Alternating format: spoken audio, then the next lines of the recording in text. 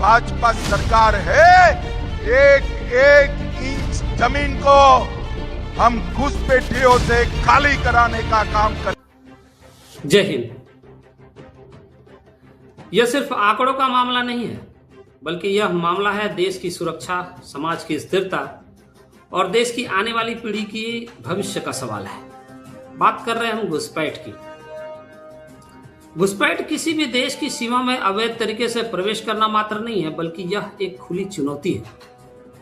जब भी कोई बाहरी व्यक्ति किसी भी देश की सीमा में अवैध तरीके से, असंवैधानिक तरीके से, अनैतिक तरीके से भ्रष्टाचार करके प्रवेश करता है, चुप चुपा के प्रवेश करता है, तब वह देश की सुरक्षा और सरकार की व्यवस्था को खुली चुनौती भी देता है।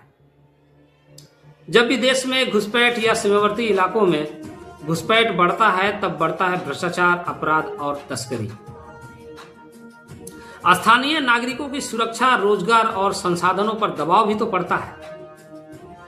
फिर अपराध, तस्करी, गांजा तस्करी, ड्रग्स तस्करी और जासूसी जैसे आपराधिक मामले भी बढ़ जाते हैं। सीमावर्ती इलाकों में जनसंख्या का असंतुलन बनता है और राजनीतिक पार्टियों की वोट बैंक की राजनीति, तथाकथित वोट बैंक की राजनीति भी जो है एक गंभीर समस्या उत्पन्न करती है और परिणाम स्वरूप देश की अखंडता, सुरक्षा पर खतरा मंडराने भी लगता है। चूंकि कुछ दिनों पहले ही बिहार में एसआईआर हुआ और अब बंगाल में भी एसआईआर हो रहा है, चल रहा है, लेकिन एक सवाल है कि क्या एसआईआर होने के बाद जो है घुसपैठी हमारे देश को छोड़कर बाहर जा रहे हैं, या कहीं एसआईआर होने वाले राज्य को छोड़कर कहीं किसी दूसरे राज्य में तो शरण नहीं ले रहे हैं? ये एक बहुत बड़ा सवाल है। इसको लेकर के, एसआईआर को लेकर के हमारे बड़े बड़े टीवी चैनलों में रोज डिबेट होते हैं, बातें होती है, लेकिन घुसपैठ जैसे मामले क्यों, कैसे, या कहें तो इसको लेकर के जो पूर्ण समाधान क्या होना चाहिए और घुसपैठ हमारे देश में क्यों हो रहा है, इस पर पूर्ण तरीके से, व्यापक तरीके से जो है चर्चा नहीं हो पाती है। मान लीजिए कि आपके पास आपके नाम पर रजिस्ट्री की हुई एक जमीन है जिस पर आप वहां पर रहना चाहते हैं। तो जब आप रहेंगे तो उसके पहले क्या करेंगे? सबसे पहले तो आप उस जमीन को बाउंड्री वाल देकर के घेरेंगे। इसके उलट हम और हमारे नागरिक अपने देश भारत में रह तो रहे हैं, लेकिन बिना सुरक्षा के, बिना बाउंड्री वाल। चाइना ने अपने 21,000 किलोमीटर की सीमा रेखा को वॉल देकर घेर तो लिया, लेकिन अपने देश की 15,000 की सीमा रेखा को घेरना वॉल से शायद हमारे देश की प्राथमिकता में कभी रहा ही नहीं। अब क्या फायदा विकास का ऐसा मॉडल बना करके जहां कोई भी घुसपैठिया अवैध तरीके से, अनैतिक तरीके से हमारे देश की सीमा में प्रवेश कर जा रहा है? क्या फायदा ऐसा विकास मॉडल बना करके, ऐसा एक्सप्रेस वे बना करके, बुलेट ट्रेन बना करके, हॉस्पिटल्स बनवा करके, एयरपोर्ट बनवा करके, क्या फायदा जब हम अपने देश में सुरक्षित ही नहीं है? घुसपैठिया एक बहुत बड़ी समस्या के रूप में हमारे देश के सामने खड़ा है, राष्ट्रीय सुरक्षा के लिए खतरा बनकर खड़ा है। क्या फायदा ऐसा विकास मॉडल बना करके? मुझे लगता है कि सारे विकास के कामों को पीछे छोड़कर, बंद करके, सबसे पहला काम हमारे देश का होना चाहिए हमारे देश की सीमा को घेरना। सबसे पहला काम हमारे देश का होना चाहिए किसी भी कॉन्ट्रैक्टर कंपनी को, बड़ी कंपनियों को जो है ठेका दे करके अपने देश की सुरक्षा को ध्यान में रखते हुए, अखंडता को ध्यान में रखते हुए, हमारे देश के नागरिकों की सुरक्षा को ध्यान में रखते हुए अपने देश की बाउंड्री को, सीमा रेखा को घेरना। हो सकता है इसके लिए साल 2 साल का वक्त लगे, साल 2 साल विकासमूलक काम हमारे देश में ना हो, चलेगा, ये चलेगा, लेकिन कोई भी इस देश का नागरिक नहीं चाहता है कि यहाँ पर घुसपैठ हो, आतंकवाद की समस्या यहाँ पर खड़ी हो, जासूसी गतिविधियां जो है हमारे देश में बढ़े। तो मुझे लगता है कि सारे विकासमूलक काम को रोक करके हमारे देश की सीमा रेखा को कांटेदार तारों से, सीसीटीवी फुटेज दे करके और लगभग 25 फुट से 30 फुट की ऊंचाई वाली दीवार से जो है बाउंड्री वॉल को घेर दिया जाना चाहिए। अब सबसे बड़ा सवाल यह उठता है कि हमारे ही देश में सबसे ज्यादा घुसपैठ क्यों है? तो सीधा सा आसान सा जवाब है भ्रष्टाचार और ढीला कानून। इस ढीले कानून का फायदा उठाकर घुसपैठिए हमारी सीमा रेखा को पार कर जाते हैं, हमारे देश में प्रवेश कर जाते हैं। यहाँ आने के बाद फर्जी तरीके से जो है इनका आधार कार्ड भी बन जाता है। आधार कार्ड बनाने के बाद जो है birth certificate, domicile, ration card, driving licence बनाने के बाद फिर जो है इनका वोटर आईडी कार्ड भी बन जाता है। वोटर आईडी कार्ड बनाने के बाद जो है ये बैंकों में जाकर अपना खाता खुलवा लेते हैं। खाता खुलने के बाद जो है इनको राज्य सरकार का या केंद्र सरकार, दोनों सरकार की जो भी सुविधाएं इनको जो है मिलनी चाहिए वो इनको मिलनी शुरू हो जाती है। और इन सब प्रक्रिया में पूरे जो है लगभग 10 से 12 हजार रुपये खर्च होते हैं और 10-12 हजार रुपये खर्च करके ये जो है भारत देश के नागरिक बन जाते हैं। कितना आसान प्रोसेस है। हमारे देश में घुसपैठ एक गंभीर अपराध है, लेकिन साथ ही साथ जो लोग इनका समर्थन करते हैं, इनको सहयोग करते हैं, कुछ पैसे के लिए अपना ईमान बेचते हैं, इनको भी जो है जघन्य अपराध की श्रेणी में जो है लाया जाना चाहिए।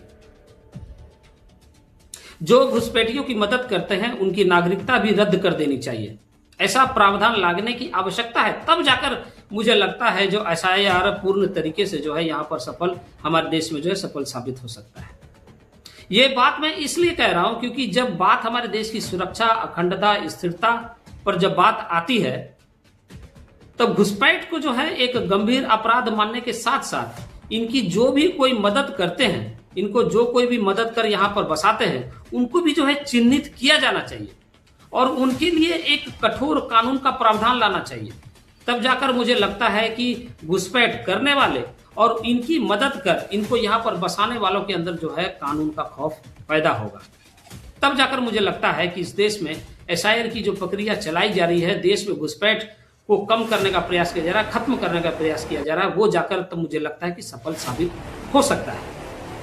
अब सबसे बड़ा सवाल यह उठता है, गौर करने वाली बात तो यह है कि जब सारे देश में अलग अलग राज्यों में एक एक करके SIR हो रहा है तो क्या सारे घुसपैठिए देश छोड़कर बाहर जा रहे हैं? इस बात को ऐसे समझिए जैसे अभी कुछ दिनों पहले बिहार में SIR हुआ था, तो SIR होने के दरमियान जो वहां के घुसपैठिए जो है भाग करके अपने बगल वाले पड़ोसी राज्य जैसे झारखंड, यूपी और बंगाल वापस जो है बंगाल में जो है भागकर चले आए। इसके बाद जो है अब बंगाल में जब यहाँ पर SIR शुरू हो रहा है तो यहाँ के घुसपैठिए भाग करके जो है अपने बगल पड़ोसी राज्य जैसे झारखंड, यूपी, बिहार में जाकर के जो है ये लोग शरण ले रहे हैं। इनको पता है कि SIR किन किन राज्यों में हो रहा है और किन किन राज्यों में नहीं हो रहा है। जिन राज्यों में SIR हो रहा है उस राज्य में के जो घुसपैठिए हैं भागकर अपने दूसरे जो है पड़ोसी जो राज्य है वहां पर जाकर के जो है शरण ले रहे हैं, अपने जानकारी के लोगों के घरों में जाकर के शरण ले रहे हैं। और जैसे ही SIR खत्म हो रहा है फिर वापस जो है अपने अपने राज्यों में आकर के जो है अपनी फिर से जो पहली जो जिंदगी थी उस तरह से जो है जी रहे हैं। थोड़ा बहुत मुश्किलें हो सकती है अगर उनका डॉक्यूमेंटेशन अगर उनका गड़बड़ा गया हो, तो जिस तरह से पहले जो है भ्रष्टाचार करके जो है डॉक्यूमेंट बनाया था उसी तरह जो है भ्रष्टाचार करके फिर से जो है डॉक्यूमेंट्स बना लेंगे। तो फिर क्या हुआ फायदा SIR करने का? आखिर हमारे देश की सुरक्षा, अखंडता पर जो खतरा था वो तो हमेशा से बरकरार रह गया। फिर हमारे देश में आतंकवाद, जासूसी और ड्रग्स तस्करी, मानव तस्करी जैसी जो घटनाएं, गतिविधियां जो हो रही हैं वो तो फिर उसी तरह चलता रहेगा। যেভাবে নিয়ে যাবে সেভাবেই যাব। কলকাতা ওই 1 নম্বর এয়ারপোর্ট কাজ করতাম, লোকের বাড়ি। কতদিন আগে এসেছিলে? 6-7 বছর হয়েছে। আচ্ছা, তো এখানে কিভাবে এসেছিলে? ওই দালালের মাধ্যমে। কত টাকা দিয়েছিলে? এসেছিলাম 9000 টাকা। 9000 টাকা? 9000? হ্যাঁ হ্যাঁ। আচ্ছা, এখানে কোনো ডকুমেন্ট নেই? अब अंत में सवाल यह उठकर आता है कि आखिर समाधान क्या है?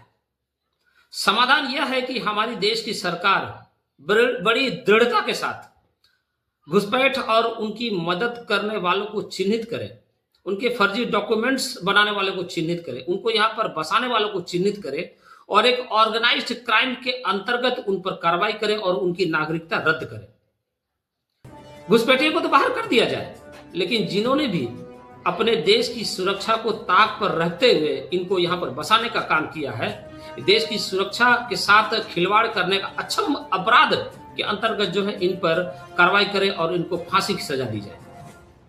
क्योंकि जब लोगों में कानून का खौफ होगा तब जाकर मुझे लगता है कि SIR की प्रक्रिया आसान होगी और घुसपैठ जो हमारे देश में तब जाकर के जो है कम होगा। अंत में यही कहना चाहता हूं कि सिर्फ घुसपैठ जो है हमारी समस्या, इस देश की समस्या नहीं है। घुसपैठ इस देश की सबसे बड़ी समस्या नहीं है। समस्या है हमारे देश के अंतर्गत वो लोग, देश के ही अंदर अपने वो लोग जो सिर्फ चंद पैसों के लिए अपना ईमान बेच देते हैं और अपने मुल्क के साथ, अपने देश के साथ गद्दारी करते हैं। अपने देश को खतरा अपने ही अंदर बैठे उन गद्दारों से है, उन हरामखोरों से है जो दूसरों को बस यहाँ पर बाहर से आए हुए लोगों को बसाने के लिए सिर्फ चंद पैसों के लिए अपने देश की सुरक्षा को, अपने देश की अखंडता को, संस्कृति को ताक पर रख देते हैं। सरकार ऐसे लोगों को चिन्हित करे और उनको दंडित करने का काम करे, तब जाकर हमारा देश सुरक्षित होगा, हमारे देश की आने वाली पीढ़ी जो है सुरक्षित होगी। जय हिंद।